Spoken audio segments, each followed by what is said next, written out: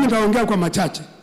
Jambo la kwanza ni mbele ya umati huu, ningependa kukushukuru kwa sababu wewe umependa jamii ya Wamasai. Wewe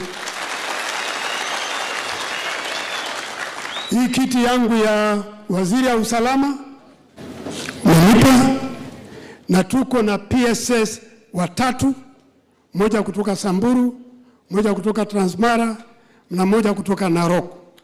Tuko na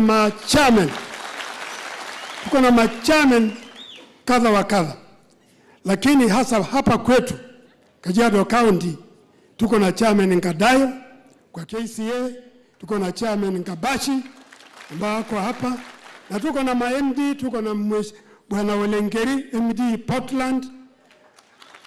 Kwa hivyo sisi hakuna kitu kingine tunaweza kusema, ni kushukuru. Lakini tarehe 8 ningependa tukushukuru mabishop. Bishop alisema kwa maombi tarehe 9 Mungu amekubali wewe utakuwa kiti. Ndio bishop amesema. Lakini ningependa tu kusema, unajua mimi as a military general, unajua ukiomba mpaka ufuatilie